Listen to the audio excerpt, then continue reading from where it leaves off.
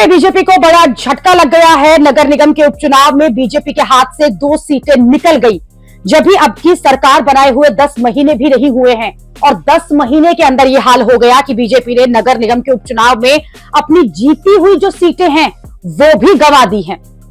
दिल्ली नगर निगम यानी कि एमसीडी में 30 नवंबर को 12 वार्ड्स में उपचुनाव हुआ और अब उसके नतीजे आ गए हैं। इनमें भारतीय जनता पार्टी ने 7 सीट, आम आदमी पार्टी ने 3 सीट जीती है।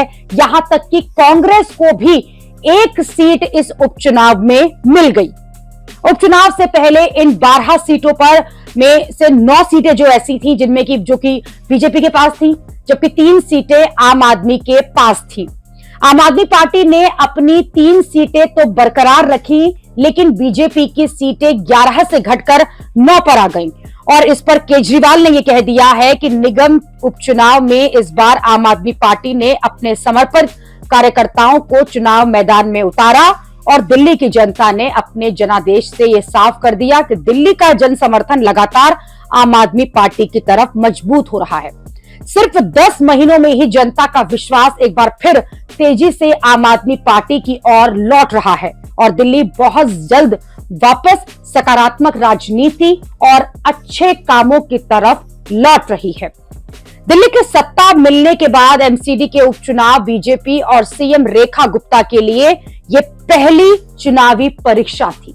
लेकिन इस चुनावी परीक्षा में दिल्ली में ट्रिपल इंजन की सरकार होने के बाद भी बीजेपी को एक तरह का झटका मिला है, क्योंकि बीजेपी ने इस उपचुनाव में अपनी पूरी ताकत जो है वो लगा दी थी। चुनावी रणनीति के लिए भाजपा ने दिल्ली सरकार के मंत्रियों को अलग अलग वार्ड्स में चुनाव प्रभारी बनाया था और मुख्यमंत्री सहित बीजेपी सांसदों ने अपने प्रत्याशियों के समर्थन में चुनाव प्रचार प्रसार जमकर किया था। लेकिन पहले बीजेपी के कब्जे में रहा मुंडका और फिर संगम विहार वार्ड जो है वो पार्टी से छिन गया। इस बार मुंडका सीट पर आम आदमी पार्टी और संगम विहार वार्ड में कांग्रेस ने जो है अपनी जीत दर्ज की है, जीत हासिल की है। ये दिल्ली में सीएम रेखा गुप्ता की अगुवाई वाली सरकार और बीजेपी के लिए अलार्म है, क्योंकि 10 महीने ही हुए हैं नई सरकार को बने हुए और इसमें अगर जीते हुए वार्ड भी जो है बीजेपी हार रही है तो फिर आने वाले दिनों में बड़ी चुनौती होगी, क्योंकि केजरीवाल दिल्ली में फिर से वापसी के मौके जो है वो तलाश रहे हैं और इस तरह से बीजेपी केजरीवाल को एक बड़ा मौका वापसी का दे देगी।